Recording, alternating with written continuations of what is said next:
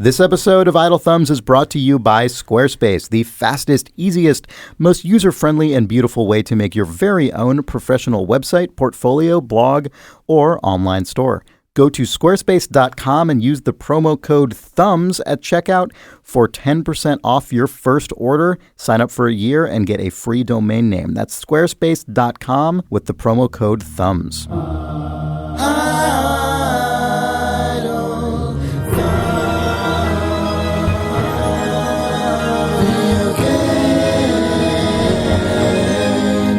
It's August 11th, 2016. This is Idle Thumbs 275. I'm Chris Remo. I'm Nick Breckon. I'm James Spafford. And I'm Jake Rodkin. Nice. You guys weren't feeling very energetic, so That's true. It's pretty early in the morning, and we've been waiting here for you for a while. I was asleep. I slept, and I'm super here now. Let's do this. Everyone on the internet is talking about No Man's Sky, and I haven't played it because it's not out on PC. I have never felt more like an outraged forum person this PC than in the waiting 4 days. Oh, yeah. No, it's true. You want the computer version. Well, I don't have a PS4, Yeah. so, I mean... PC guy can't play No Man's Sky. Yeah. Idle Thumbs reports. Well, I've played it. PS4 guy over here. Yeah, well, did you play it at 4K? Like, how dense were those terrain sprites? Like, what was your draw distance? It's true though that it is kind of a PC game. The PC gamer in me is playing it, thinking, "Oh, I wish I had a mouse." I guess I'll get into it. I wouldn't have guessed it would matter that much. Do you know what No Man's Sky is? I kind of don't, and part of me is bummed out that we have to talk about it on this podcast because I have made it so long. I've made it years without even attempting really to figure out what this game is, and I'm so close to being able to just play it without knowing that now it's going to be ruined because of this stupid podcast. Well, maybe I'll just be as vague as possible. You'll just about continue it this. Well, I mean, sure. What No Man's Sky Mystery. conversation would be complete without not talking about it? Yeah. Or maybe just talk about it in such an odd sense that you really come away knowing less than you know already. Definitely finding out what the game is has been a really interesting, cool part of of playing it. I think for some people on the internet, they're experiencing that because they just didn't know what the hell's going on, and I think some of that's down to its marketing choices. But for me, it's the same as you, Chris. I've just purposely kind of not bothered. I've looked at it and thought, I will play this game. Right. Yeah, I saw a spaceship take off from a planet and end up in the middle of space and went, okay, that's fine. Whatever else surrounds this is someone's choices that I can go look at later. Yeah, and I think that you all... By which I mean other people have chosen to name animals after butts and stuff. I know that's in the game, too. Whoa, really? You can, yeah. Butts? I imagine this that seems offensive. I mean, after anything. Who's moderating this galaxy? But let's God, I actually saw a thing yesterday or earlier that said that 10 million things had been identified in the world already, which is fucking insane.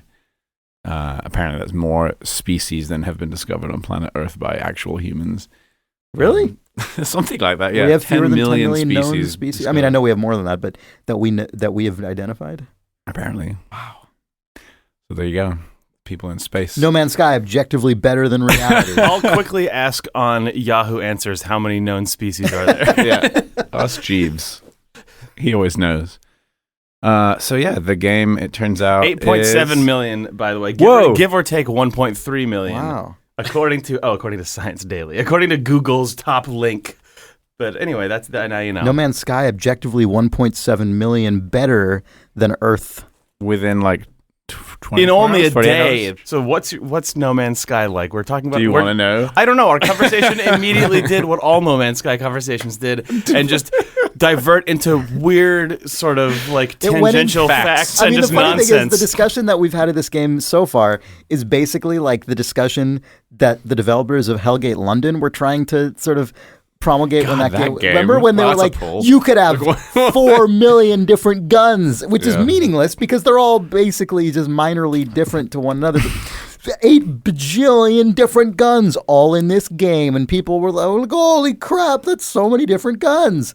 But they're just random tweaks on other guns. I mean, I'm not saying this to like disparage No Man's Sky, because I understand that's the nature of procedural content, but I love that our first thing is already like 10 million species, more species than any other video game. It's true though, like everyone does speak about it a lot in numbers and the sheer scale. I think the thing that's interesting about 10 million species, and it was Shaun Murray, one of the developers, who posted that on Twitter, is not that there are 10 million unique species, but just that players have engaged already at such a rapid rate that they've done the tag action on 10 million unique That in itself things. was also, though, reminds me of sorry to just keep bringing up old things. Our engagement, Chris, how many unique users? Okay, Nick, you might remember this. Nick, working at a video as a video game journalist, do you remember getting those Nintendo press releases? There was always Nintendo specifically where they were like, players have played the Noop for like 800,000 minutes and only the first 6 hours of the game's release. And you're like, what is... I have no idea what that means. That's really hard to quantify in your head. It was they would release console sales data like that. They're like, 3 people bought a Wii every 17 seconds for the first day of release. And I don't have any idea. Note that we quantify a day as midnight in Japan to midnight in Paris, and it is 30. It's just they have the most esoteric way of like quantifying their success, and I never had any frame of reference for what it meant for anything else. Well, now you do. 10 million 10 million is the threshold. That's the big one. Yeah. Clearly. Yeah. One to comparatively how normal that is. We're not talking about No Man's Sky. Which is exactly how it should be. No Man's Sky. It's maybe not quite what I expected, but it's kind of... What did you expect? What you deserved. It's maybe what I suspected it would be like, which that I don't know. Really damning. Damning? No, it's not. It is beautiful. Bendable. It is serene. It is really chill. It is like super relaxed. Can be kind of lonely and in space. I dig that. But it's a lot of games all in one. It's one of those classic things. I mean, you would describe it as a Neo Geo arcade cabinet. If you are a just had PC multiple gamer, different then you know polls. what this game is. Like, you've played this game a bunch, but a console gamer maybe has played things that are like this. Or Wait, what do you mean? Like Minecraft or something? Because that's on consoles. Yes, in a way. You also, I think, just mean that there are PC games that you've maybe played a long time ago. The reason that they're big is because they just contain 1,000 things all happening at once, as opposed to like a couple of things. Yeah, sure. I don't know how to describe that exactly. My distinction there is probably more about historical things. Like, there's a lot of old kind of elite or privateer kind of stuff in there. It's space, it's trading, it's flying around. It's also kind of like Starbound. It's, infinite universe, wandering around, procedurally generated, collecting. Procedurally generated. Like collecting like the things. Emperor was just here. Your pronunciation of procedurally generated universe. was... Your enunciation of procedurally generated was procedurally generated by some kind of speech robot that has been iterating on that phrase for millennia. Yeah, for its billions two of tests years. are procedurally generated and quadrilateral cowboy. Once the robot can say those two things perfectly, we are replaced. It's actually, world will be over. It's like one of those things where when you watch a video of someone saying like ba, fa, ba, pa, and then no, Chris, I don't. Okay, there's like a crazy auditory / visual sort of illusion where you can watch someone saying certain syllables, and then they will change the audio but keep the visual the same, and you will actually hear different things because you can't tell the difference between these syllables, like when their mouth seems to be doing the same thing, because I'm not explaining this very well. But basically your eyes and your ears will fool each other because of the similarity between these syllables. And so I'm just imagining that the robot could eventually get to the point where the phrases procedurally generated and quadrilateral cowboy are just the same collection of syllables, and the one you hear is just dependent on the way its lips move. And the robot's lips. And then you ask, why is this what you did? And then it says, big thumbs fan. But that sounds like something completely different to you. Right.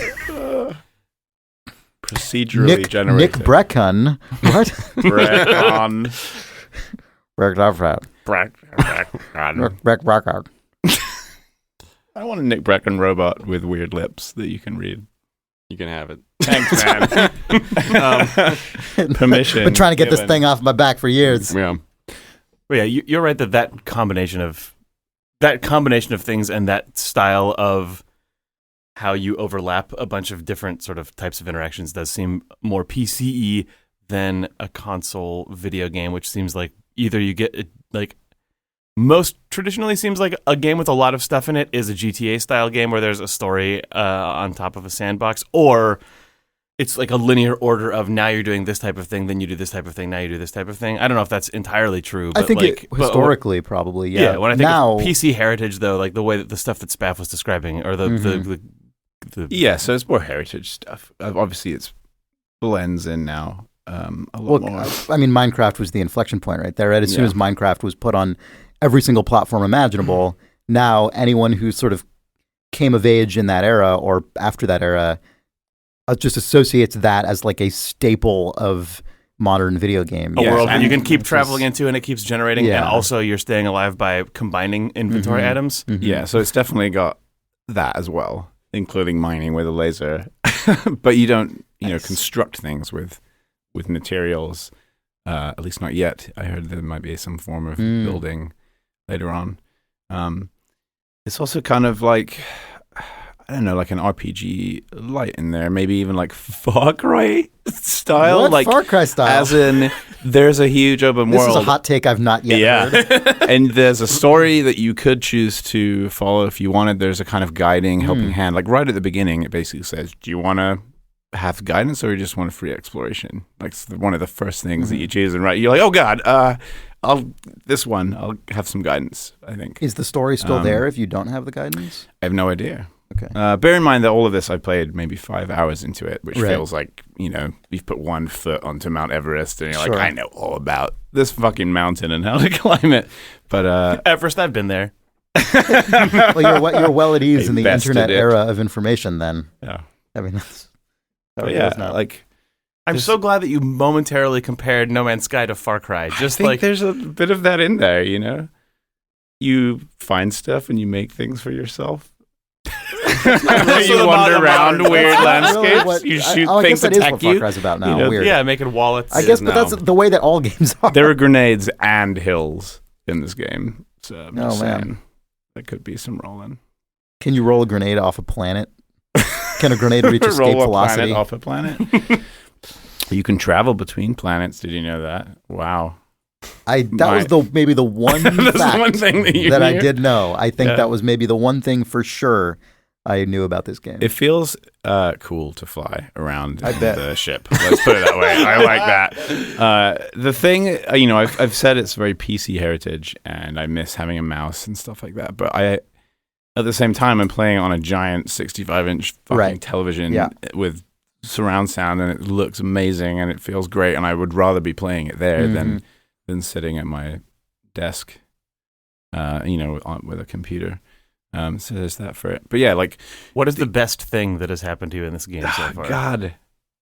Even if it's small, it's okay. It doesn't have to be huge.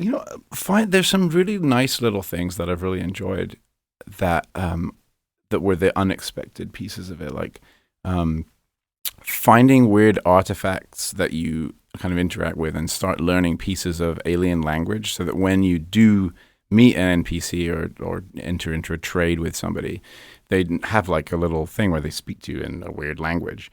But as you kind of find these artifacts, pieces of that language become readable to you, and you start like picking out different words. So like I know when they're calling me an interloper now, which is rad, I guess. Cool. You're like, cool. Interloper, cool. Yeah. But they're like more and more of it you start speaking that language more, which is really cool. Like I didn't expect anything like that would be in there. I know that's such a small piece, but it kind of really adds to the experience of uncovering things in this vast universe that you really don't know anything about, like bumping into weird like monsters and aliens that you scan and upload information about kind of Beyond Good and Evil style. You've got your camera almost that you're like trying to look for snaps.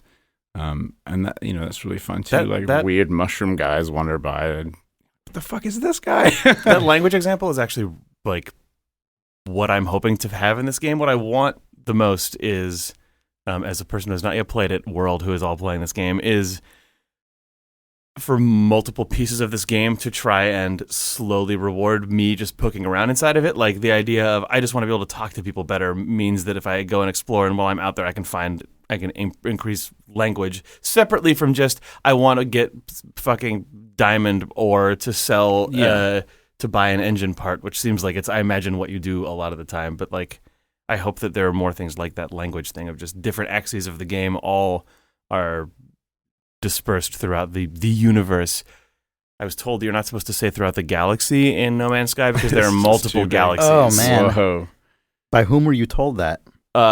Twitter. I was told it just ambiently by reading other people telling other people about it and how they were wrong. Right. And a lot of people are wrong about No Man's Sky, Spaff. Yeah, probably including me. It definitely has all that stuff that you're I know. wondering well, it about has that. everything And in it, I've heard. I think that when I say the expectation that I had of it, I feel like there was maybe more mining and collecting and stuff initially than I had imagined would be in there. And I don't think that's a bad thing at all. That's definitely the through line I've gotten from Twitter. The opening has more sort of survival game stuff in it, at well, least. Not or if not so much specifically survival. more mining and crafting. Yeah, it's more farming for mats, for crafting. So it's not like you're going to run out of food or anything like that. That's not a mechanic in it. You just can't mine with your laser anymore because it doesn't have any batteries, that kind of thing. But I feel like you can become, and once you've earned enough money, because you can trade for things, you can probably become really separated from that mining thing and have to do it less if you don't want to, because you can just, once you've accrued a bunch of cash, which you can do by wandering around and finding chests of treasure and finding like rare items that you sell instead of just mining things and crafting them and selling them on. So, you can probably separate yourself from that if that's not your bag and you just want to fly around. Right, if you're not turned off by it immediately, which some people seem to be as well. Yeah, which, shruggy shoulders. That was a real big shrug. Old shruggy I'm shoulders. enjoying my time with it, and I will definitely be playing more. And I guess you guys definitely will be playing it. And once our computers can run it. Yeah. Pesky computer world. I'll probably stream my initial experience with it. That's my expectation of what I will do. We'll see. I have high expectations. Oh, thanks, Beth. I want to know how many minutes you're going to stream that for. If it's over 1 million, then I'll watch. 10 million. Right. Yeah. At the rate that I'm streaming RimWorld, it will be over 1 million minutes. Yeah. I think it's safe to say. God, I had an amazing RimWorld experience last night that I want to tell you guys about, but I'll save it for the second half because I've talked about that game a lot. But I know that both Nick and Spaff, you played the same game, and I forget what it is already because I haven't played it. Overcooked. Yeah. Overcooked. Yeah. Which, all right. This is the latest game in the Overwatch Overland saga, I think. Yeah. The sad end. Sad end to that saga. Right. More like. Yeah. Isn't there also Overfall? Which connects it to the fall. Oh no, Falliverse. I'm sure there is. Is there Overcraft? Can we just get every fucking version of that? Well, I think through the chain you can connect basically all video games of the last 3 years. That's true. Okay, well, there's also a little loop of because then you can get Firefall, then you can get to Firewatch, then you can get back to Overwatch. Mm-hmm. So you could really it's. It helps you find the lore names. all tracks. That's true. If you need a new name, then this is going to help you out. This is actually, we're uncovering Frog Fractions too. Fire Cooked, for example. In the Watch Fire Fall verse. God, I like, if you chain these all out far enough, you could somehow get one that ends in the word frog and one that starts with Fractions 2 or something. And somehow the missing link is Frog Fractions 2. It's full of holes. Whoa. Complete the code. We just filled it with Frog Fractions 2 DNA. It's obvious. Oh my god. That goof is done, so now you guys should talk about Overcooked. That goof was what you guys should talk about. Yeah. So in Overcooked, do you slowly boil a frog No. until it realizes it's created a time it podcast by Maybe. fractions. full Maybe of at terrible, some point. terrible jokes? It's possible that it's in this game. No, it's a. God damn. I don't even know how. It's a fun little game. What is it? All right. Let's talk about Overcooked. Let's actually talk about Overcooked. Overcooked. So it's a co-op thing. It's designed to be a co-op game, and it's I don't know. It's really fun. Is it on Steam? Is that where you played it? Or Yeah. where is it? I don't know if it's on. How many console. players did you I'll play? find out. 2. God, but there's an interesting thing about that I've learned accidentally, which is that you can split the controller because it only requires the analog and 2 inputs. Oh man! And so there's a mode where you can just split 4 controllers and have 8 people playing this game. Okay, what do you do on in the this same game? screen. Yeah, what is this? What the hell? So you play as a little chef, and it's like a top-down grid. Very little chef. Yeah, there's a little chef, and it's a grid-based sort of map that you're looking at, and it's a kitchen always. Well, not always, but you make food, you cook food. So it's like cooperatively. it's like cook a food. 5-minute round-based thing, and I almost want to compare it to like Spaceteam. Okay. Does that make any sense to you? Kind of, except Yeah. that you have to make up your own commands almost. Yeah. It's more like it's basically a kitchen simulation. Well, but right? it does, yeah. But it throws recipes at you that you have to cook. Yeah. Like, I mean, it's essentially like, okay, you're a bunch of little cooks in this kitchen. You're getting orders in from the people who are dining somewhere off to the left, and those orders come in and they are like for like a cheeseburger or something, and that cheeseburger might need tomato because this person ordered tomato, and then you have like little bins of the ingredients, and you have to take the ingredients and pass them off to like whoever's going to do the chopping. And then they have to pass the food off to the where you're going to cook it, and then you cook it and you put it on the plate and you serve it, and then that ticket goes down, and then the next one, and so those But then the tickets plate sort of, comes back. Yeah, the plate comes Then you back. have You to got to wash the wash plates, and so like it starts out that simple, but then like very quickly it turns into just fucking madness because like you're cooking food on a ship, and like mega burger time. half of the fucking like counters are like rolling from one side of the level to the other, and then they lock off somebody in one specific section of the kitchen. And so it is like Spaceteam in that you have to constantly communicate with the other person because you can't manage everything all at once, and you have to keep changing kind of like the strategy of how to actually get this shit out the door. It's really fun. It's really fun. The only thing that's weird about it is that it's so fucking frustrating playing this game because it's really good and I love it, but like it's a grid-based system, right? Like it's built on a grid, and you have to pick food up off of one square and put it on like another square. And then the control, basically the rules are analog-based, and you can see like the square that you're supposed to pick something up off of because it's highlighted, but it doesn't work half the time. And so you're just like fucking like going insane trying to like cook all this fucking food, and then you'll pick up the pot and then like put it back down on the plate, and then you pick it up again and you want to put it over here, but like you throw the salad out the window accidentally, or you like drop shit all over the floor. Like you do. That's why it's the best. I mean, it is hilarious when that happens. Like but it's also frustrating, but it's hilarious. So but it's really, oh man. So this game is on PC and PS4 and Xbox One. Oh, nice. Yeah. Okay. Published by Team 17 of Worms fame. Oh, Wow. wow. Weird. Not developed by them. Yeah. That's Yeah. cool. But yeah, it gets increasingly mad. I played 4-player and it's crazy. I didn't know you could do 8-player. That's exciting. I have to play it. It's Every- nuts. 8-player.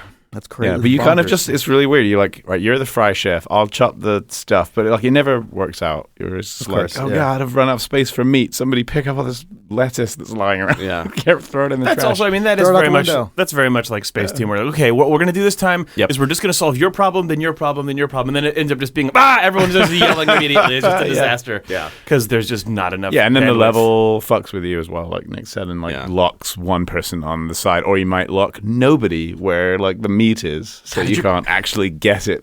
Did you play the one where the fry pans just start floating in the air like a ghost is carrying them across the level? It's like you put your burger on the fry pan and then it just like woo, and then like goes somewhere where you can't get it, and then it burns. And then when things burn, they start fires, and the kitchen starts going on fire, and you got to grab the fire extinguisher and put out the fires. This game was developed by Ghost Town Games. Oh, there you go. Makes sense. Very appropriate. That's why there's a spooky ghost world. world. There was a piece in a game that we played, and I don't know if this is because we just fucked it up. Well, I think it was part of the game design, and basically we were playing team like 2-on-2 deathmatch version, which is awesome. Yeah, there was a thing. But the teams had to cooperate with one another as well to like give food to the other team. Like one team would have the plates and the other team has the meat or whatever. So you still had to like that's help really each good. other. You have your own goals, but if you don't help each other, you will both fail anyway. That was really cool. Yeah. Dumb game, but good game. It's a dumb, fun. There's also goofy, a story mode in it, which is like it's like a Mario map where you go from like World 1-1 to World 1-2, and the story is that like it starts out in classic video game story where it's the end of the world, but it's the end of the world because like something like some monster that looks like a fucking plate of spaghetti meatballs cannot be sated enough. Like you're trying to cook all the food, and he keeps eating all the food and then destroys the world because he hasn't had enough food. And so they send you back to 1993 to learn how to be a better cook. And then as you're going through the Mario map, it's like, all right, it's 1996 now. You're getting better at cooking. That's really cool. And it's just it's the weirdest, goofy bullshit thing. But it's good. I didn't know I had that time travel. Also directed by Spike Lee. Yeah. Anyway. That's Your mention of Spaceteam reminds me that I played a bit of the Spaceteam card game. Oh yeah. Which I'd only played the iOS version before, and I think that in some ways I actually like the card game more. Well, not. I think I do too. It's just to talk quickly about what Spaceteam actually is. It started off as a mobile phone game where it's played with multiple people on their phones, and you all sort of link together over the internet. You're playing as basically the crew of a spaceship that is falling apart at rapid speed. Your phone is your individual control panel, so you've got like 3 different controls on it, but then you're given instructions that say like spray spin grill, which I think was the name of an old Idle Thumbs episode, and you're like, I'm told that I have to spray the spin grill, but my phone doesn't have a button on it that says spin grill. So you yell that out and someone else goes, oh, mine has it, and they press the button. And if communication breaks down, the ship explodes. The card game version, though, so 3 out of 4 of us have played it. It is very much like that, but both like simpler and I think slightly more interesting in how it's set up.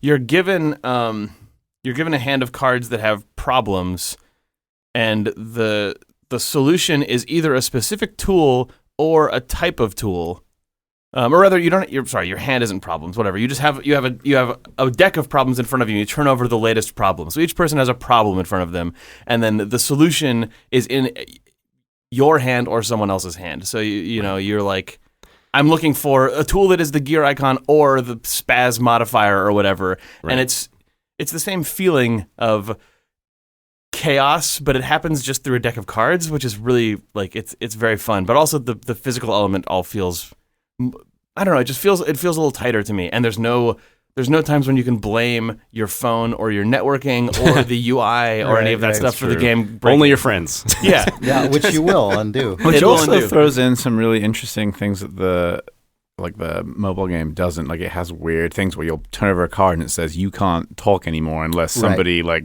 grabs you or does something to you or says your name, or like everyone has to shout your name. You, or like, sorry, we all have to hold hands in a circle until otherwise I can't proceed. You're floating off into space unless somebody like physically grabs you and pulls you back to the table. It's a game that ends up having that sort of like almost like stock floor level of screaming between people looking for stuff. So then if one person suddenly just has to fall silent because that's the requirement, it takes a minute for everyone to notice that they've gone mute.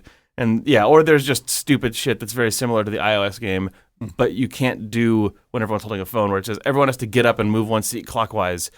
So then you suddenly assume someone else's problems in an unfamiliar deck of tools and have to keep working. I don't know.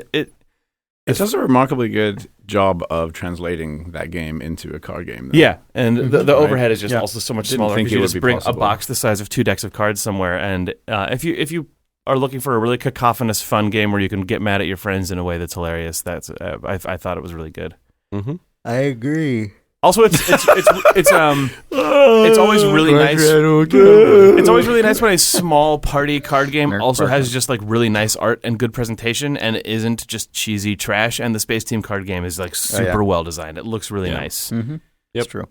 Yeah, Spaceteam. Spaceteam. While we're on board games, I've been playing Pandemic Legacy. Oh man! And I should just call that out briefly, I guess. I have a copy of it, and I haven't opened it yet. Oh man, I kind of fear opening it. It's so good.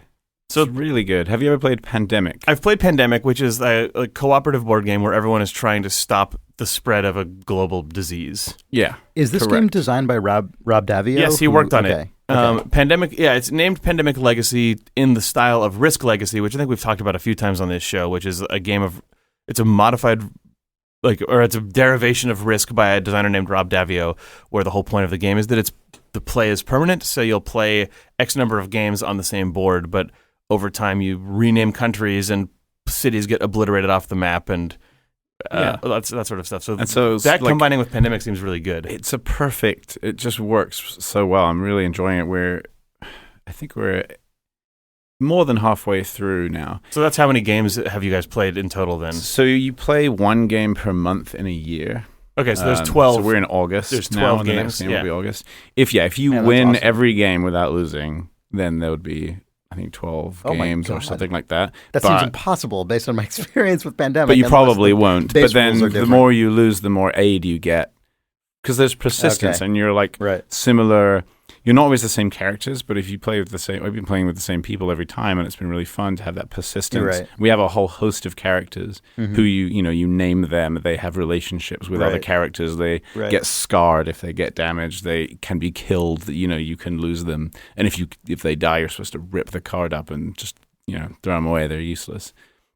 But what's really interesting is, that's what's super interesting. But what I mean is, it's kind of got this video game thing happening where, if you take, say, an RTS game, really you're just playing the same thing over and over again. You get your base and you build your army and you do blah, blah, blah. But video games have managed to kind of build that out into whole campaigns, whole stories where they'll throw different circumstances at you. And this is kind of that same thing where you're playing the base game of Pandemic, except with certain handicaps thrown at you or changes to the rules that really screw you over, which make you force you into changing strategy and force you into having a different characters.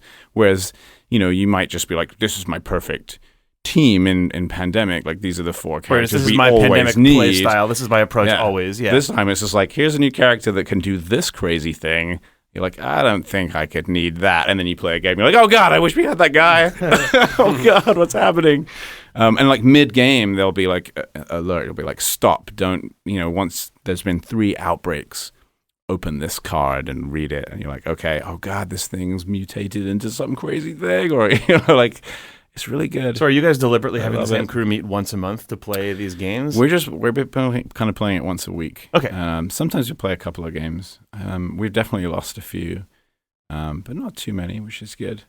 There's a little box. The game comes with all these boxes and envelopes and weird things to open and stickers to put everywhere. And the world is slowly getting destroyed and heading towards chaos. There's so many permanent civil unrest in so many countries because they're just constantly being owned by viruses. But there's a special box. It's if you lose X number of games in a row, open this box, and it'll be extra power-ups and stuff. But the better you do, the fewer power-ups you get. So if you basically if you lose, you get additional funding, and if you win, you get funding taken away from you. Isn't that the way of the world? But you get to the point where you have no power-ups in the thing if you're doing really well, and you just have to go for it. Anyway, it's super good. It has a quite expensive price tag for a board game, seemingly, but this is the reason. You really are going to play it through all these times, and then you can't play it anymore. But it's got tons and tons of stuff in there. It's really good. I noticed that there are 2 versions of it. Do you know why? There's a red and a blue box. I'm not really sure what that is about. I don't think there's any difference at all between them, so I'm confused by that. I do know that it's called Season 1, which suggests that there will be a new season. I Also, the guy who made it, I think he's just released or is about to release. Maybe he unveiled at Gen Con his new game. Oh, SeaFall? Yeah, which is an original game with the legacy stuff. He's been working on that for a long time. Yep. Yeah. So I'm excited to check that out as well. Yeah. Like that's been designed from the ground up rather than retrofitted to be legacy. Right. Yeah, the way the Pandemic Legacy came about is the team that made Pandemic contacted Rob Davio to come in as a consultant to make Pandemic Legacy. So like the Pandemic designers and it was like a team up project. I'm surprised there wasn't any sort of copyright issue with Hasbro with the legacy thing. I know. He somehow managed to walk away with the word legacy being a suffix you can apply to other things. Because SeaFall says SeaFall, a legacy game. So like he's going all in on that word being like... No, that's awesome that he managed to hang on to that.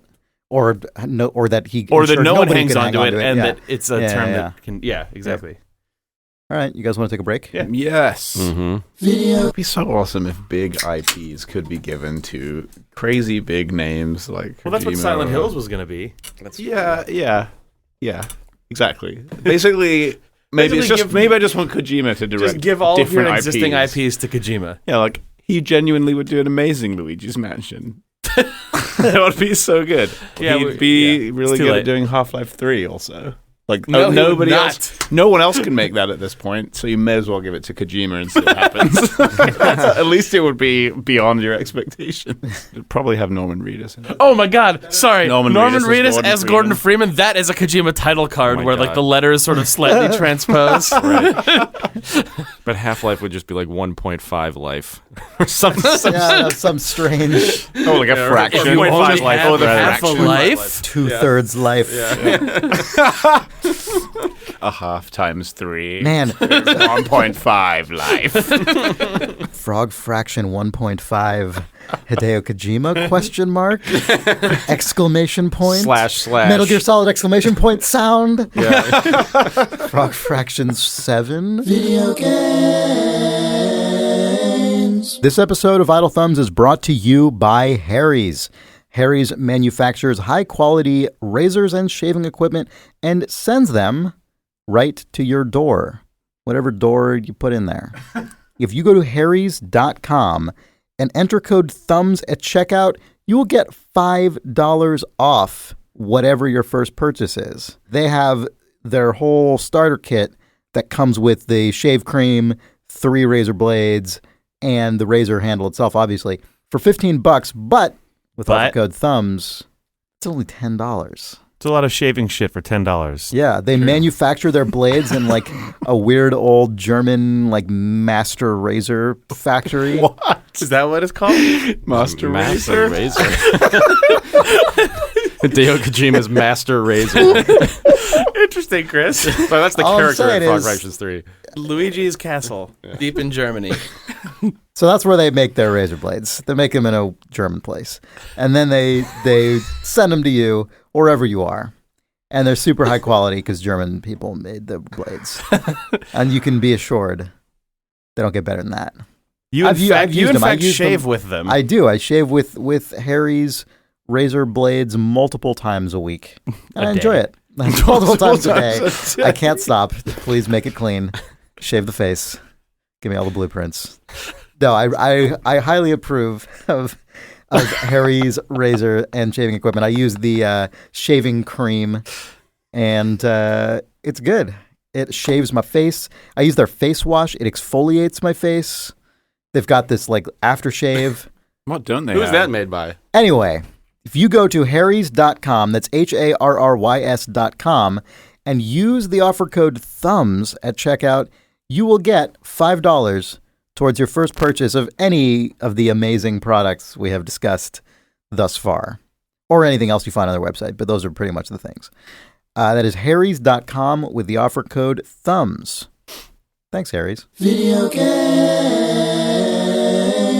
This episode of Idle Thumbs is also brought to you by Squarespace. Squarespace is the absolute best, easiest, most user-friendly, beautiful, and compatible way to make your very own professional website, portfolio, blog, or online store. You need no credit card to sign up and get started. You need no existing design skills or programming skills of any kind. You just go on there, you pick one of their templates, which all look really nice to begin with, but then you can customize them by dragging your stuff around, changing properties and images and colors and fonts. It's really, really easy. I've done it multiple times at this point for various just websites I wanted to make and did not want to deal with all the hassle of figuring out all the different components myself in terms of hosting, domains, DNS, all this garbage. You just go there. If you sign up for a year, you get a domain name thrown in. So literally every single part of the whole website pipeline, you just handle by going to squarespace.com, signing it up. And when you're ready to check out, get that year, sign up with the offer code THUMBS. You'll get 10% off. You'll get your domain name thrown in. It's literally just all the parts of a website you need without having to go to any other websites to make it. So that is Squarespace. You can't go wrong. Works on your mobile phone, works on your desktop, works on your tablet, works on your weird eye glasses that have the internet in them, if that's still a thing, I assume. Squarespace.com with the offer code THUMBS. Thanks, Squarespace. Thanks, Chris. Video games. Welcome back to the podcast. Before we forget, because I already forgot once, but I won't forget again, we are going to be we are currently putting together an Idle Thumbs fan meetup at PAX in Seattle in just a couple weeks. This will be on Saturday, September 3rd at 7 p.m., right, Spaff? Yeah. At the Diller Room in downtown Seattle. You can walk there from the convention center, and it's a really cool venue. I've been there numerous times, and Spaff has a deep connection. Oh, super deep. At the Diller Room. Yeah. It's my friend's bar, and my friend being a 12-year-old kid called Mr. Biggs. Yep. He played a lot of Little Big Planet, right? He did. I met him at PAX in 2010 or something. He was 6 years old, I think. And he showed me how to play Little Big Planet 2, even though he had never seen it before, and filmed me for his YouTube channel and stuff, and it was the best. And then every time I got a PAX, I've seen him, bumped into him, and now he's my bud. He's the best kid. He's so awesome. Oh, he's great. Yeah. Anyway, it's his parents' bar, obviously. Although But maybe he will be runs it. there. Weirdly, They're the owners, so- but he runs the show. Yeah. Yeah. The Diller Room is cool. They have a tiki That's program, so maybe we can drink some tiki drinks. Mhm. We're hoping to set up some games in the back, hopefully. In the mysterious room? In the They've got a great mystery room. mysterious They have a room, secret yeah. VIP room that will have video games in it, maybe. Or if it doesn't have that, it will have Idle Thumbs listeners in it. Readers. It'll hopefully have them either way. Yeah. Otherwise, it'll be sad. If it has a video game but no Idle Thumbs readers, Well, it'll be it'll us. be a sad Nick, are you going to be zone. at PAX? Maybe. Okay, because I know I will be there. Chris will be there. Sounds like Danielle's going to be there. Sean's going to be there. I'll be there. I'm trying to talk Steve into coming in as well. So, Nick, you better show up. Okay. We'll get Nick up there. If Nick's not there, we'll print out faces of his Twitch avatar that people can wear. Oh, man. We I kinda might hope do that don't even if come. he is there. Yeah, right. Yeah. Maybe that means I shouldn't. Yeah. Nope. No.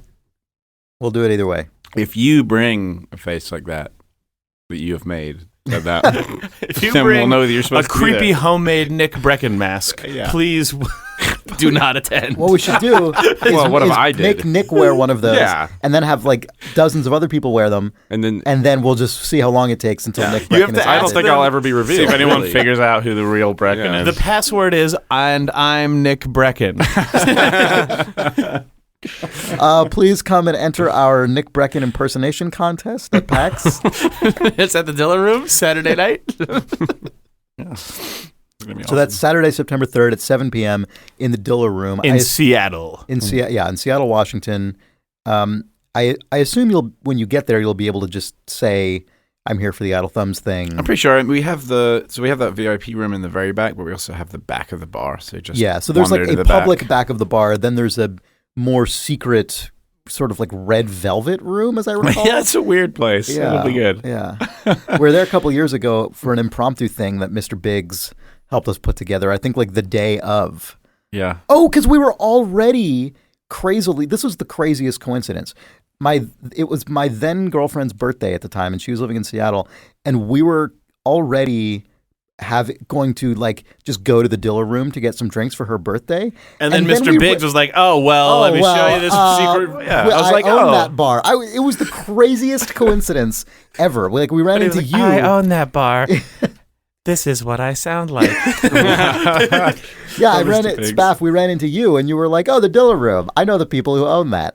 And here's this kid. And we were like, what the hell? Yeah. And I was like, I get you the VIP area. Yeah, it was an amazing coincidence. And so anyway, we listened Weird to world. mouth sounds. Maybe we'll do that we again. did. We blasted mouth sounds in the back room. I forgot about that. Yeah. Anyway, that sort of good time will be had by all Yeah. at PAX. Be there. Join us. Yeah. All right, cool. Well, That's Nick, the end of the podcast. bye. Nick, did you want to talk about the other game you played? I forget what that was. What game did you play, Nick? I played House of the Dying Sun. Is that how you say that? This, yes. Whose house is this? I don't know. House of the I Dying don't Sun. know. I'm here for the Idle Thumbs party. Is this the House of the Dying Sun? Am I at the right? I mean, I'm Nick Breckon. I'm Nick Breckon. Please. That's the code House to of the get in. Sun. To get in the House of the Dying Sun. Yeah.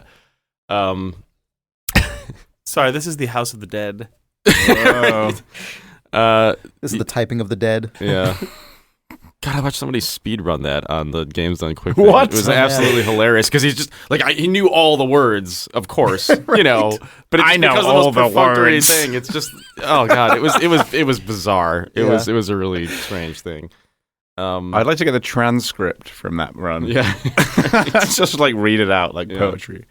and then have to type that to shoot zombies. Yeah. This game used to be called Enemy Starfighter. If you've heard of that. Yes, I have heard of that. They did a Kickstarter, right? I think so. Yeah, I think it. Yeah, You know why it renamed about itself? a year and a half ago. I think it was a copyright issue or a trademark issue. I'm Hopefully not against entirely Jedi sure. Starfighter. Yeah, right. Hopefully an enemy filed that copyright claim. This is really damaging my brand here. So what do you do in House of the Dying Sun? So it's really good. It's I won't talk too much about it because it's actually a fairly straightforward concept. I mean, the idea clearly was to do kind of a like stripped down version of a flight sim with no real there's a campaign, but it's much more kind of level based and sort of FTL-y than it is anything that's of any substantial Wait, did I narrative or play anything. this on the podcast like a year ago? I don't. Has this game been in early access for a long time? I don't think it's been that What did long. I play? I played something that was Descent-like. And apparently this game is also Descent-like. Was it very orange? I don't think you played this. No, that thing was more inside. Enemy Starfighter is like This is you're out in a full. space. Oh, this is okay. a full okay. sort What of. the hell did I play? I can't remember anymore. I Yeah. liked it, whatever it was. You can remember what I'm Chris sorry. played. I'm sorry for right, just too. saying an annoying thing It's for no fine. reason. It's really good. It actually surprised me. I expected it to achieve a few things like, modest goals. Like it looks really pretty for being, I think, made by one guy. He went with sort of the homeworld aesthetic, so it's very like bright orange and just just crazy looking space scenes as opposed to the sort of looks muted, dark, like free space or X-wing stuff. So it's really nice to look at, and then also I expected it to do just a really nice focused like flight sim, and that's what it does. But then also he did some really, really smart stuff. I mean, for one, you get in and out of missions really quickly, and if you die, it's smart enough to just say, I know you're going to replay this at the beginning of it, so let's just load up the beginning of the stupid mission again. Like just lots of little like gameplay stuff like that I think if you were making if a AAA team was making a flight sim today, it's the stuff you'd want them to do, but this guy just fucking did it. Yeah. The other big thing I would say for people who hear the words flight sim and get like flight sims, I have a fucking joystick. This game has the best mouse setup control scheme for flight sims that I've ever experienced. Yeah, it's really good mousefeel. The first flight sim I ever played. Can we popularize that term? Because that's actually something that is rarely considered by modern developers, probably because you have to worry about so many different platforms. And also, it really just sounds like it's really in demand of a wacky accent. I know, yeah. Well, that's the reason I want that to be the term. But then I also think that it's a concept that deserves. You want to just watch a YouTube video like someone says, "Oh, how's the great mouse feel? It's a wonderful mouthfeel." Yeah. Yeah.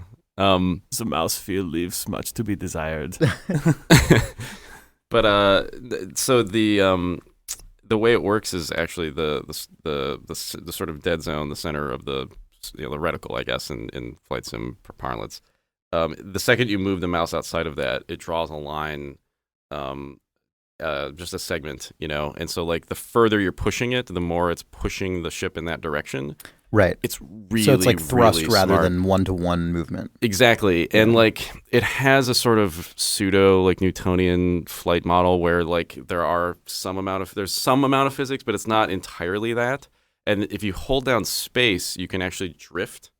So you end up kind of like doing this interesting thing where you're steering with the mouse. Is that because like presumably there's like side rockets that turn on to sort of push you around as well? Yeah, you see the little thrusters on the outside of your kind of first person view, and so it's really good. Like if you imagine like the Battlestar Galactica TV show, the way that they did all of their sort of like the ships could like strafe and do like he clearly like watched that show a lot and then made that a game, and it's really, really fun. Like because you can you can build up enough thrust to where if you're going past a larger ship, you can then just turn and slide past it and just kind of like fire into it and then continue on. And it makes like just the basic dog fighting, which at this point everybody's played a flight sim and it's all the same shit.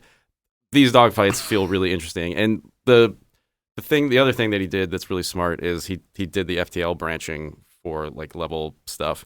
And you kind of slowly build up your fleet, which is really fun and just a nice kind of like simple meta layer where like every time you complete a mission, you're gaining some little bonus or like upgrade, or like this one gives you an extra like fighter, or this one gives you an extra frigate, and you're kind of like accumulating all this stuff. And at first I thought, this is just really kind of a simple game, and I'll probably play this for like 10 minutes. And I'm really fucking into it now. It's like 3 hours in. Man, you should stream some of it if you haven't. Yeah, you should. Yeah, maybe I should.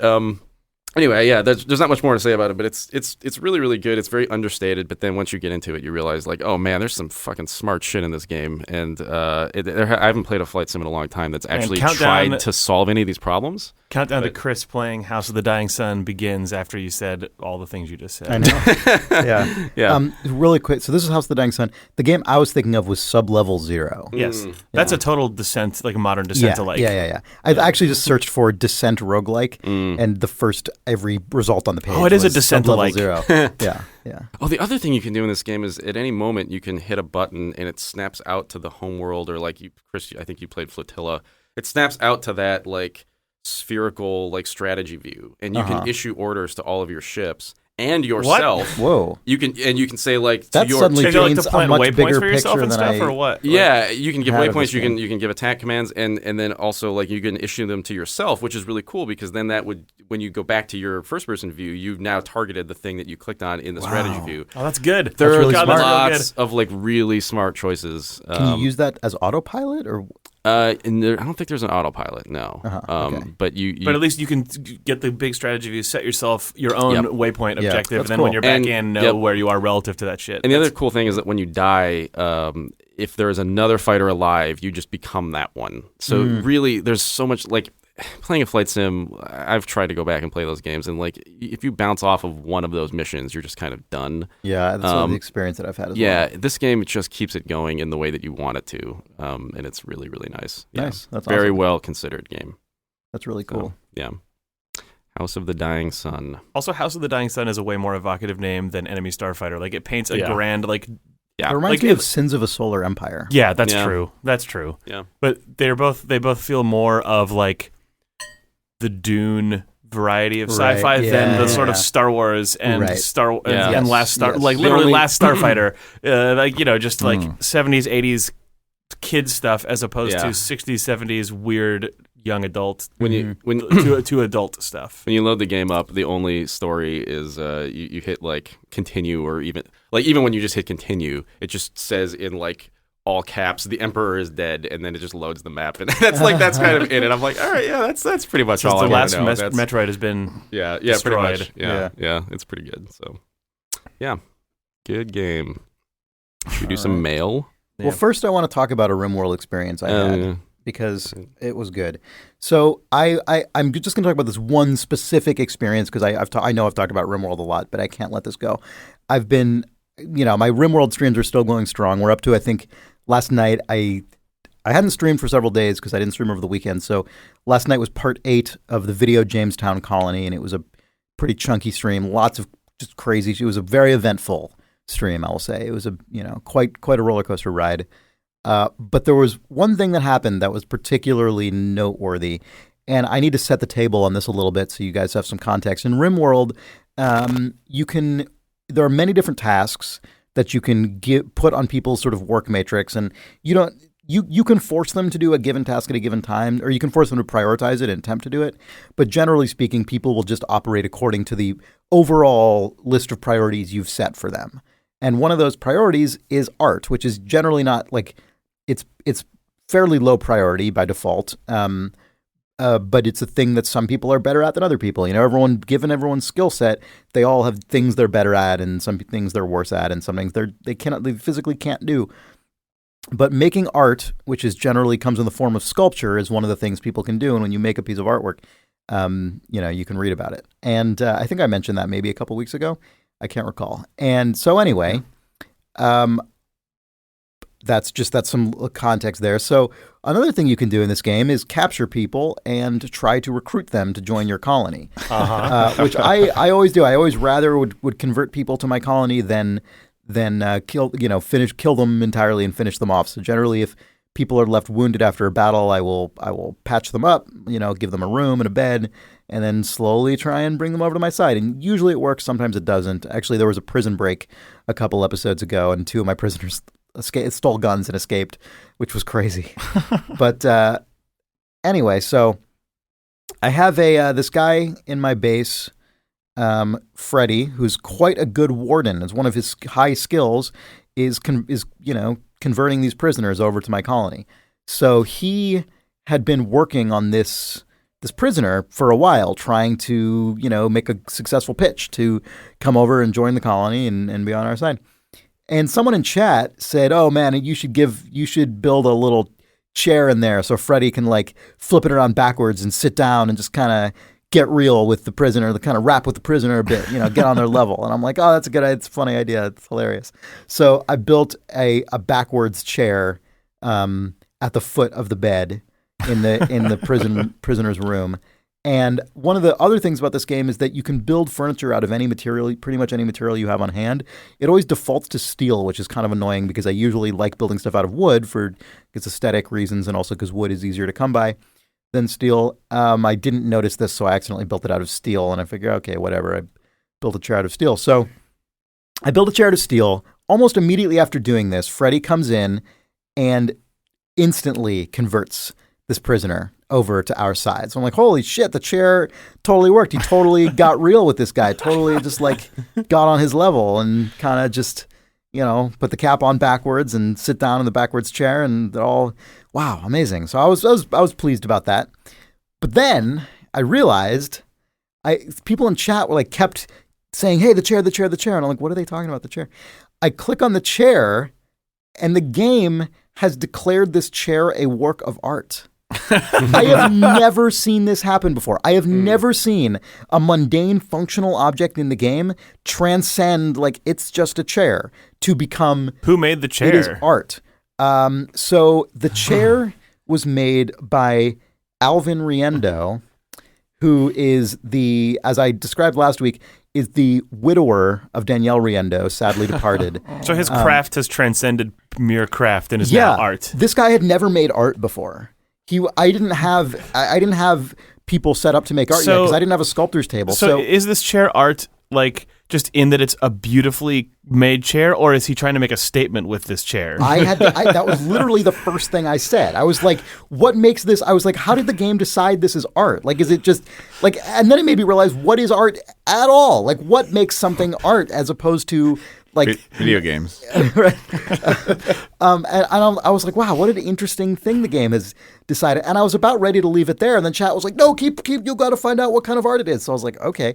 So I look at it and it's because they have properties, right? Yeah. And it's a steel dining chair of excellent quality.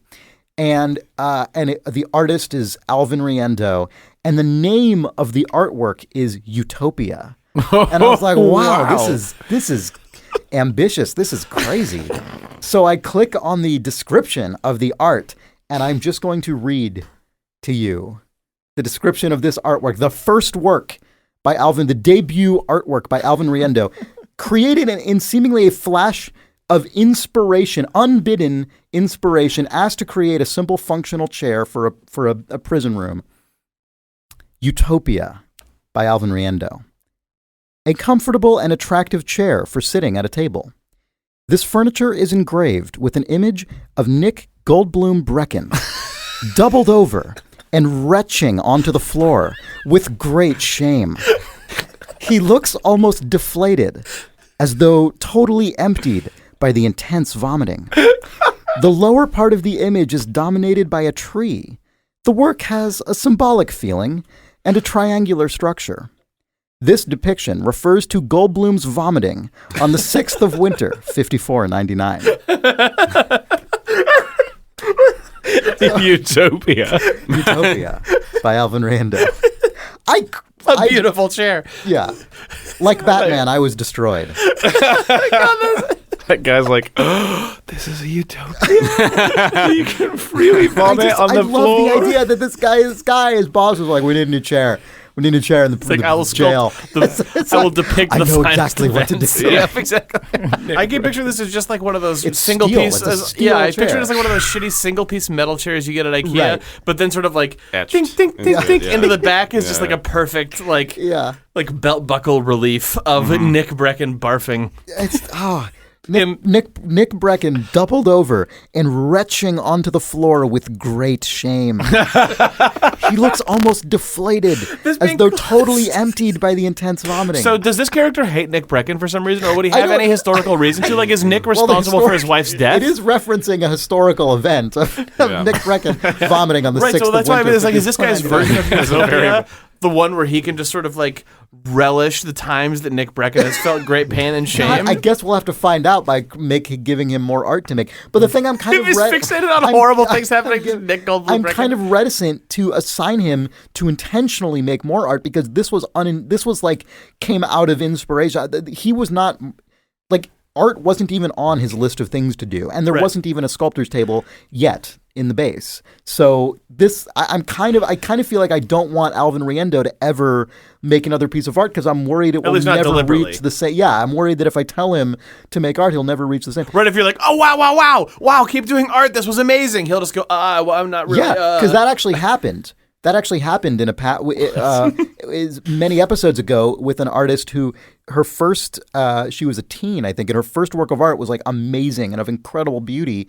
And then her follow-up effort was like garbage. And then her ones after that were better, but they were nothing like transcendent like her first work was. Never achieved that. So really you should get that chair out of that prison cell or build the area around that prison cell into a museum. Like keep the chair in its original location and just make a like glass-walled viewing gallery of that cell and that chair. That room actually ended up becoming the new bedroom of the person who was converted in there. So I turned it into a bedroom and then I reinstalled the chair in the new prison, the new larger prison. So that chair is... You should turn it into an electric chair. Oh, Jesus. It is steel, so I guess it would conduct. Oh, God. I guess? Yeah. Dear Chris, steel does not conduct electricity. Well, I realized as I said that, I'm like, I don't know if this is true or not. I assume it would. I don't know. Anyway, I could... Signed again, the Emperor. Signed the Emperor. I would know. And then he laughs like that. Does he do that? Yeah, he goes, What? That's when he's on Idle Thumbs because everyone seems to make that sound on the show. House of the Dying Son? House of the Dying Son? House of the Dying. House of the Dying Son? What is the Are opening we still of on a House of- podcast? What is the opening? What is the opening of House of the Dying Sun? The Emperor is dead. Yeah. Okay. There you go. Just check. Wait, it says the Emperor is dead. There you go. Yeah, it points there to you go. It points- Yeah. There you go. Are you happy about Two it? spaceships flying Yeah, into view. There you go. I mean, that's what I heard. It's a house with dying. It's a dying sun, I House guess. with dying. I don't know. It's a Sun? sun. It's dying, I guess. I heard. Emperor's dead. Emperor's dead. There you go. You're in space. All right. Fraser McMillan writes, "Hey guys, I've been meaning to send in this personal anecdote since you discussed the Unreal Tournament demo on the cast last year. Apologies in advance for the length. In March 2003, when I was 11 years old, my parents bought me my first game magazine. It came in a plastic bag with a sick hint book and a PS2 demo disc. As a kid who was used to playing a handful of new games each year, it was incredibly exciting to be able to sample, however briefly, a wide variety of cutting-edge stuff. The following month, my sister and I were sat down to be told that our father was a transgender woman, that she would be moving out in a few months' time, and then undergo a grueling and dangerous sex transition. Obviously, this was difficult news to break to a pair of kids who were only just old enough to understand what it meant, but not yet mature enough to handle it. I should point out we were lucky to enjoy a great deal of wonderful support from friends and family both. Our parents did an amazing job of minimizing the impact on my sister and me, and we are forever grateful to them for the burdens they shouldered to ensure our emotional and financial security. I'm glad to report there was a happy ending for everyone involved, and we're all still very close. After initially accepting the situation, I apparently spent a couple of weeks freaking the fuck out, threatening to kill myself, screaming at my dad, and being a total asshole to everyone. I'm deeply ashamed to think on this later in life. Though my brain has deleted those traumatic memories, I do have some recollections of the time, and they are all to do with the demo disc level of Wakeboarding Unleashed featuring Shaun Murray. It was a lower-tier Activision extreme sports game at a time that they were 10 to a penny, but I played the shit out of that one level. The time limit was 2 minutes, and I restarted over and over again. If I made a single mistake, I would set up a clean run. I got up early for school to play it, and I spent every other free moment glued to it to block out everything else. With each go, I completed the level objectives in sequence and strived to improve my personal best high score, allowing my lizard brain to rack up millions of points in an effortless trance. I took out my frustrations on the game, cursing every errant button press and ill-timed landing. This being a demo, my score data had to be saved on a notepad rather than a memory card. But given its relative obscurity, I must have become one of the best players in the world. The demo's lone accompanying song was the ultimate redneck butt rock number, Flirtin' with Disaster by Molly Hatchet. It has been lodged into my brain forever. I used the demonstration level of Wakeboarding Unleashed featuring Shaun Murray to assert some control over a limited area of my life just as the rest of it had fallen apart. It could have been any other game of that kind, but this was the one available to me. It helped preserve the prepubescent sanity I had unconsciously squirreled away. Though I contemplated buying the full game later on, I could never bring myself to do it because that demo was there to serve a specific purpose at a specific time. If any Thumbs acquaintances or readers worked on the game in any capacity, I would like them to know how grateful I am. The good people at Shaba Games and Activision O2 helped me, and by extension, my family through the hardest time in all of our lives. I don't plan on ever revisiting it, but those memories will be a source of comfort for the rest of my days. Thanks, Fraser." That is an intense experience. It's wonderful that games can I know. be like that way. It's awesome. For sure. I would guess none of us know any. Shaba Games was actually located here in San Francisco. They were an independent studio that was acquired by Activision in 2002, and I think they closed in I want to say 2008 or 2009. Okay. I definitely have encountered people who worked there over the years, but that was kind of like a half generation older than probably the current crop of Bay Area developers. So. But if there's anyone listening who worked on that, I'm sure that is a really cool thing to hear. Mm-hmm. Yeah. Thanks for writing in and sharing that very specific and really, I don't know, it was a very nice experience. Yeah.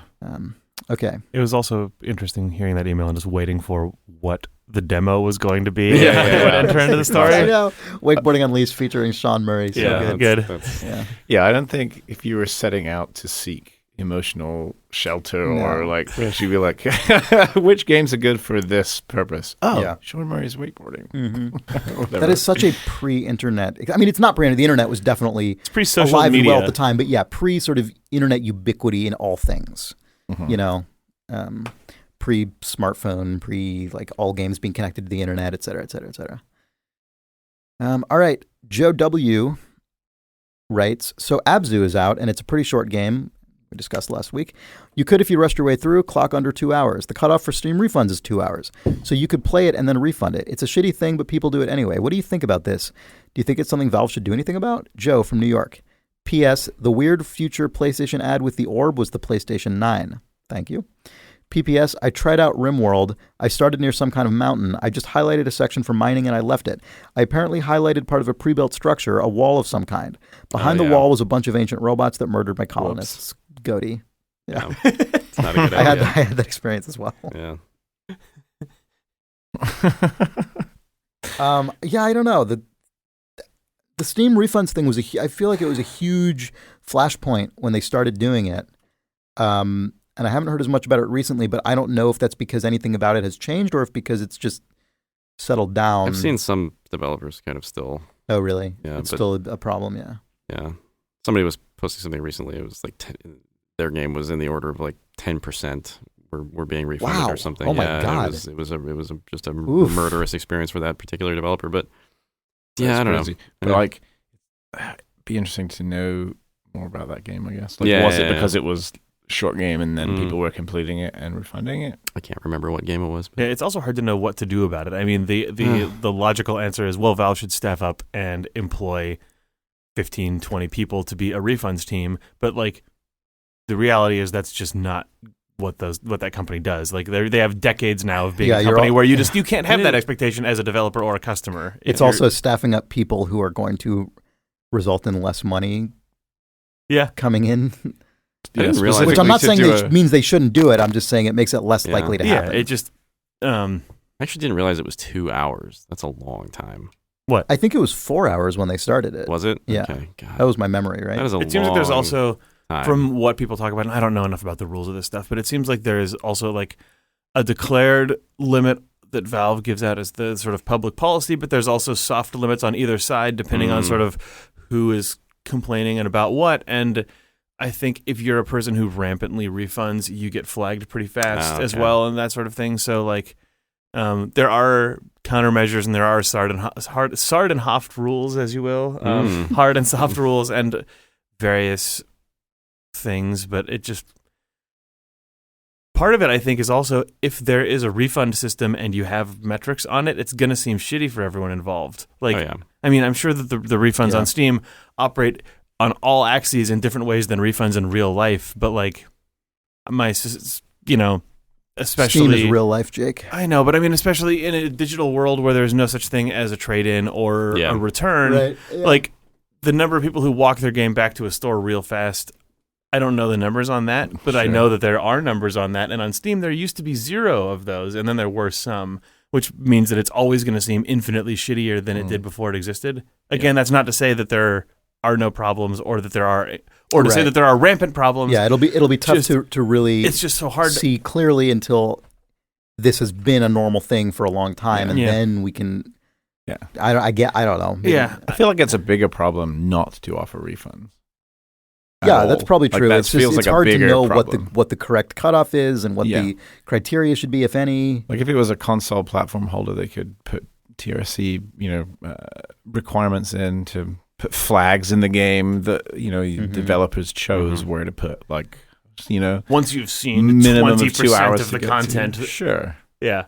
Like in terms of Abzu, you'd put it in at a certain point earlier in the game because your game's shorter. But the refund flag? The refund flag. It looks like a big whale that says refund on his face. You have now reached the point of no refunds. You have touched refund whale. When you see refund whale in any game, you better uninstall right then, because if it crashes back into the sea, you must... A refund whale is someone who returns your game but has bought all the microtransactions already, and those you don't ever give back. Yeah, refund whales get flagged. Yeah.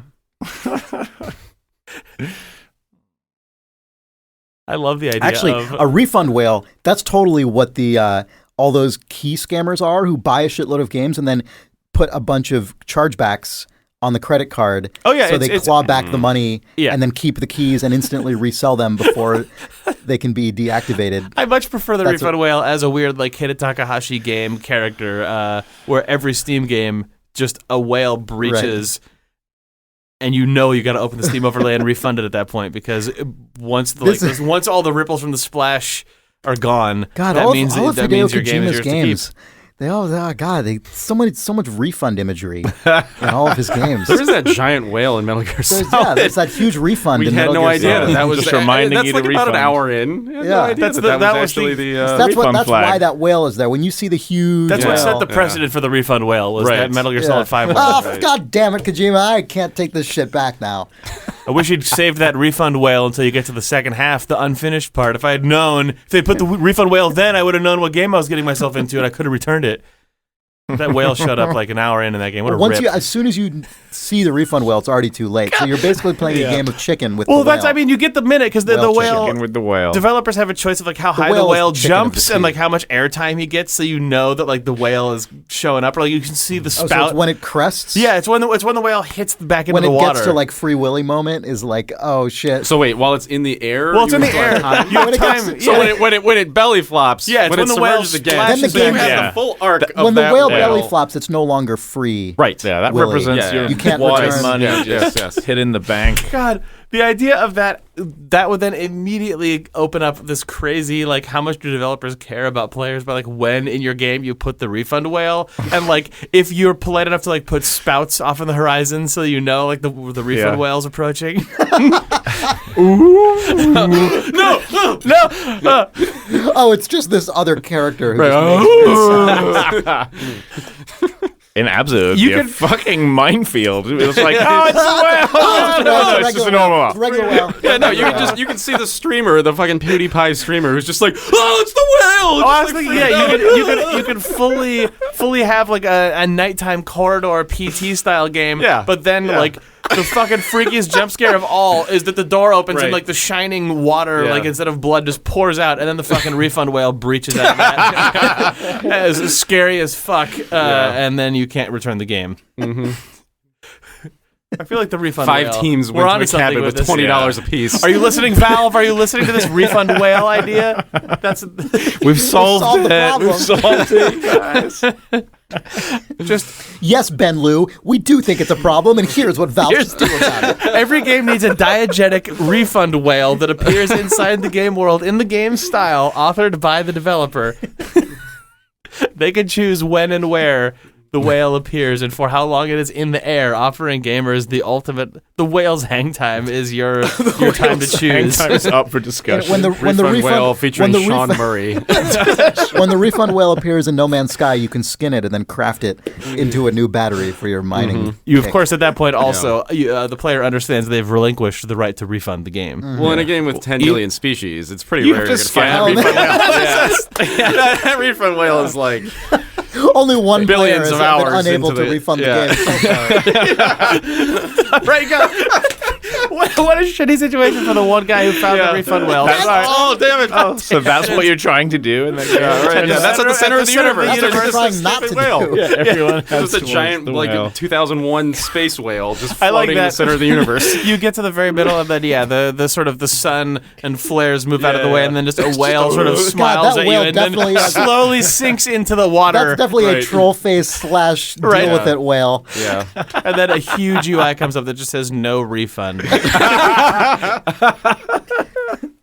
No man's refund. Yeah. God. I wish I was more awake when we were talking about that game to be more coherent. You could have told us and about this told us about this whale. whale. like it was. Yeah, I would have told you all about the whale. I mean, you everything. surely haven't found it yet, have you? No, not I yet. didn't think so, man. I would yet. be impressed. Shaun Murray would have lost his mind. can Someone still- already found the refund whale. Jeez. Somebody's naming all the planets refund whale. It's not the real refund whale. It's only Oh, yeah. one. Hopefully everyone starts naming whale-type creatures refund whale now in this game. Wait, is Shaun Murray the name of a developer on that game? Is that not Is that also the name of the wakeboarder? Whoa. Oh, Wait, I think it Is that correct? I Because think Shaun this Murray is is actually a Hello Games guy, Yeah, right? he's the director. Yeah. What? What? We are in frog fractions. What's happening? It's all connected. Like I said, the lore is real tight on this. Locked down. Weird. Yeah, that's really weird. Anyway, when you Didn't know he encounter was the, so good at the refund wakeboarding. whale in Shaun Murray's video game, Shaun, You Shaun know- Murray- Shaun Murray's wakeboarding. That was the Wakeboarding first Unleashed known featuring instance Shaun of the Murray. refund whale. It came off. He's completing his saga with the new game No Man's Sky. That's what that timer was all There's about. also a Shaun Murray who is an actor who gained fame for his role as Thackeray Binks in the film Hocus Pocus, and Danny Walden in the military drama series Jag. So hopefully all three of these people are the same person and they're developing Frog Fraction 2. Which is out now, called No Man's Sky. Featuring Refund Whale. Frog Fractions 2 Unleashed, featuring Refund Whale. Refund Whale's pre-order DLC. God, what a shitty situation that would be. Also, don't pre-order this. It triggers that fucking Refund Whale. That's how they lure you in. It's like one of many bullet points. The in a big GameStop list. exclusive version of the Refund Whale, though, requires you to trade the game back into GameStop. Well, that's once you see it. That's That's the trade-in whale. Yeah. Different whale. Yeah. That's true. That's true. GameStop exclusive trade-in whale. Replaces Refund Whale. Yeah. No refunds, however, you can sell it to us for $3.50. I think this podcast is over. Yeah. Goodbye, everyone. I'm sorry. Forever. That's the end. So if you're listening up to any time until now, there's the whale, and it has hit the water. Thank you. Please join us at the Idle Thumbs PAX meetup on September 3rd at 7 p.m. at the Diller Room in Seattle, Washington, downtown Seattle, Washington. Walkable from PAX, as I recall. Mm-hmm. And you can find us on the internet at Idle Thumbs, on Twitter at facebook.com/idlethumbs. I'm still streaming all the time on that Twitch channel, twitch.tv/idlethumbs. Nick has promised to stream something soon. I don't know when that's going to happen, but hopefully in the near future. Maybe. Okay. Well, we'll see. And you can see all of those videos as they go up on youtube.com/idlevideos. And we have cold blooms very soon. The cold blooms have been manufactured, the new round of cold blooms, and we just have to get them to our fulfillment center. And then I'm picking them up Thursday or Friday of this week, so get ready, everyone. All right, so by the time you hear this, they will either already be in stock, or I'll just put them up on the store and you can start buying them because they will be in stock within a day of this podcast going up. So cold blooms. Mm-hmm. All right. Thanks, folks. Blooms cold.